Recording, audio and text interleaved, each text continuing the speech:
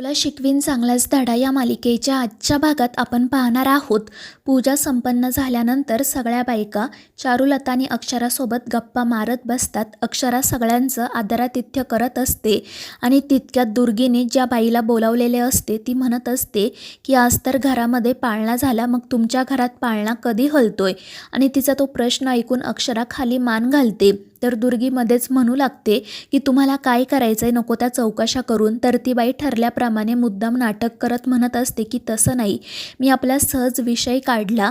आणि मग ती अक्षराविषयीच बोलू लागते. चारुलता तिला थांबवण्याचा प्रयत्न करते, मात्र ती बाई काही गप्प बसत नाही. ती म्हणत असते की आम्ही जेव्हा जेव्हा पाळण्याचा विषय काढतो तेव्हा तेव्हा तुम्ही असाच विषय टाळता, पण असं किती दिवस करणार आहात तुम्ही. खरंच तुमच्या सुनेमध्ये काही प्रॉब्लेम तर नाही आहे ना. आणि त्याचा हा प्रश्न ऐकून घरातील सगळ्यांनाच धक्का बसतो. दुर्गी आणि चंची मात्र हसत असतात, तर अक्षरा खाली मान घालते. दुसरीकडे विद्याताई पूजेची तयारी करत असतात. त्या इरा आणि निखिलची वाट बघत असतात. आणि मग थोड्याच वेळामध्ये ते दोघेजण घरी येतात. त्यांना बघून विद्याताईंना खूप आनंद होतो. तर इरा म्हणत असते की आमच्याशिवाय तू पूजा केली तर नाही ना. आणि त्यावर त्या हसतच म्हणतात की नाही ग, मी तुमचीच वाट बघत होते, अगदी वेळेवर आला आहात तुम्ही. आता पटकन फ्रेश होऊन घ्या आणि मग आपण पूजा करू.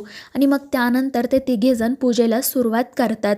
विद्याताई, इरा आणि निखिल सगळेजण खूप खुश असतात. तर दुसरीकडे ती बाई चारुलताने सांगितल्यावर सुद्धा गप्प बसत नाही. ती म्हणत असते की आमच्या शेजारी एक असंच जोडपं राहत होतं, त्यांनी काही प्लॅनिंग केलं नव्हतं. लग्नानंतर अशीच बरीच वर्ष निघून गेली आणि आता प्रयत्न करून देखील त्यांना मूलबाळ काही होत नाहीये. तुमच्या सुनेच्या बाबतीत असं व्हायला नको. तर दुसरीकडे पूजा संपन्न झाल्यानंतर इराताई निखिल आणि इराला भेटवस्तू देतात, त्यामुळे ते दोघेही खूप खुश होतात. पण ते विद्याताईंना म्हणत असतात की या सगळ्याची खरंच काही गरज नव्हती. पण विद्याताई म्हणत असतात की तुम्ही लग्नामध्ये सुद्धा आम्हाला काहीच करू दिलं नाही, आता निदान एवढं तरी करू द्या. आणि ते ऐकून मग ते दोघेजण सुद्धा सगळ्याचा स्वीकार करतात. तर दुसरीकडे ती बाई अक्षराबद्दल वाटेल ते बोलतच असते आणि त्यामुळे दुर्गी आणि चंची खूपच खुश होतात. अक्षरा मात्र रडतच खाली मान घालते आणि त्यामुळे मग चारुलता मध्ये पडते आणि ती त्या बाईला खूप सुनावते. ती म्हणत असते की हे काय बोलताय तुम्ही, तुम्हाला तरी कळतंय का, आज आम्ही तुम्हाला हळदी कुंकवासाठी घरी बोलावलं, तुम्ही हा काय विषय काढलाय. तर ती बाई म्हणत असते की मी कुठे विषय काढला, हा विषय तर ओघाने निघाला ना. आणि ते ऐकून मग अधिपती चिडतो. तो म्हणतो की ताई, तुम्हाला काय करायचे आमच्या घरातल्या गोष्टींमध्ये पडून, तुम्हाला एकदा सांगितलेलं कळत नाहीये का. मात्र चारुलता अधिपतीला शांत राहायला सांगते आणि मग ती स्वतःच त्या बाईसोबत बोलू लागते. ती ठामपणे अक्षराच्या मागे उभी राहते आणि त्या बाईला चांगलंच सुनावते. ती म्हणत असते की त्यांना मूल हवं आहे की नाही हे ते ठरवतील, तुम्हाला ठरवण्याचा कोणीही अधिकार दिलेला नाहीये. तुम्ही आमच्या घरात पाहुण्या म्हणून आला आहात, म्हणून मी तुमच्याशी अतिशय सौम्यपणाने बोलते. आणि खरं तर तुम्हाला स्पष्टीकरण देण्याची काही गरज नाहीये, पण तुम्ही माझ्या सुनेबद्दल बोललात ना, म्हणून मी तुम्हाला सांगते. तर दुसरीकडे विद्याताई निखिल आणि इराकडे मुलांचा विषय काढतात आणि त्यामुळे इरा तर खूप चिडते. पण विद्याताईसुद्धा गप्प बसत नाही. त्या म्हणत असतात की आता तुमचं लग्न झालं आहे तर मुलाबाळांचा विषय मनावर घ्या. पण ते ऐकून इरा खूप चिडते. ती म्हणत असते की आई, आधी तर तू सतत लग्न लग्न करत होती, आता आम्ही लग्न केलंय ना, मग आधी आम्हाला नीट सेटल तरी होऊ दे. मात्र विद्याताई काही ऐकायला तयारच नसतात. आणि मग याच गोष्टीवरून त्या दोघींचा वाद वाढत जातो आणि शेवटी इरा रागातच घरातून बाहेर पडते. त्यामुळे निखिललाही वाईट वाटतं. पण विद्याताई म्हणत असतात की तू काळजी करू नको, मी बोलते तिच्याशी. तर दुसरीकडे चारुलता त्या बाईला खूपच सुनावते आणि तिला सांगते की माझी सून चांगली धडधाकट आहे, तिने मुलाचा निर्णय कधी घ्यायचा हा तिचा प्रश्न आहे, तुम्ही यामध्ये पडू नका. आणि जर पुढे जाऊन त्या दोघांना मूल नाही झालं किंवा त्यांना मूल नसेल हवं ना, तर ती एखादं मूल दत्तकसुद्धा घेऊ शकते. आणि मग ती त्या बाईला घरातून हाकलूनच देते. मात्र या सगळ्या प्रकाराचा अक्षराला खूप त्रास होतो. ती रडतच खोलीत जाऊन बसते. तितक्यात चारुलतासुद्धा त्या ठिकाणी येतात. त्या अक्षराला शांतपणे समजावतात. त्यामुळे मग अक्षरासुद्धा शांत होते आणि प्रेमाने त्यांना आई अशी हाक मारते. त्यामुळे चारुलताला खूप आनंद होतो. ती म्हणत असते की तू तर मला आई मानलंस, पण माझा अधिपती कधी आई मानेल काय माहीत. तर अक्षरा त्यांना सांगते की काळजी करू नका, ते सुद्धा लवकरच तुमचा आई म्हणून स्वीकार करतील.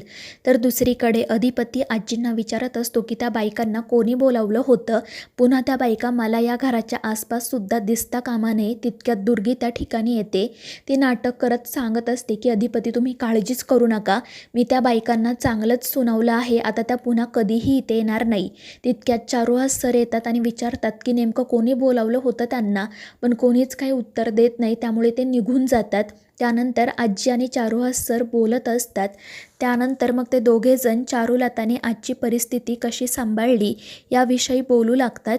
आणि बोलता बोलता चारुहास सर म्हणत असतात की आज जर चारुलताच्या जागी भुवनेश्वरी असती ना, तर ती कधीच अक्षराच्या बाजूने ठामपणे उभी राहिली नसती. उलट तिने त्या बाईचीच बाजू घेतली असती. आणि त्यांचं ते बोलणं ऐकून आजी चिडतात. त्या म्हणत असतात की इतकी वर्ष झाली पण तुम्ही माझ्या भुवीला कधीच ओळखू शकले नाही. आणि मग त्या देखील रागातच तेथून निघून जातात. तर दुसरीकडे अधिपती आणि अक्षरा बोलत असतात. अधिपती अक्षराला सांगत असतो की त्या बायकांच्या बोलण्याचा तुम्ही अजिबात विचार करू नका. तर अक्षरा म्हणत असते की हो अधिपती, आईंनीसुद्धा मला समजावलं. आणि ते ऐकून अधिपती विचारतो की कोण आई? आणि त्यावर अक्षरा म्हणते की तुमची आई. तर अधिपती म्हणत असतो की तुम्ही त्यांना आई म्हणायला कधी सुरुवात केली? तर अक्षरा सांगू लागते की खरं तर त्यांनी मला कालच सांगितलं होतं, पण आज माझ्या तोंडून आपसुकच निघालं. आणि ते ऐकून अधिपती म्हणतो की तुम्ही आमच्या आईसाहेबांना तर कधीच आई म्हणालात नाही, कायम मॅडमच म्हणत राहिलात, आज यांना बरं आई म्हणालात. आणि त्यावर अक्षरा त्याला समजावण्याचा प्रयत्न करते की भुवनेश्वरी मॅडमनी मला आमच्यातलं अंतर कधी कमी करू दिलंच नाही, त्यांनी आमच्यामध्ये कोणतंही नातं तयार केलं नाही. आणि अक्षराचं असं बोलणं ऐकून अधिपतीला खूप वाईट वाटतं. आणि याच गोष्टीवरून त्या दोघांमध्ये वाद होतो. तर मित्रांनो, या मालिकेच्या पुढील भागांमध्ये आपण पाहणार आहोत अधिपती दहीहंडी फोडणार असतो, मात्र चारुलता आणि अक्षरा त्याला थांबवण्याचा प्रयत्न करतात, पण अधिपती काही ऐकत नाही. तर दुसरीकडे तो रमेश दहीहंडी फोडताना अधिपतीचा जीव कसा जाईल याचं प्लॅनिंग करत असतो. तर मित्रांनो, या मालिकेच्या पुढील भागांच्या अपडेट्ससाठी आपल्या चॅनेलला सबस्क्राईब करा.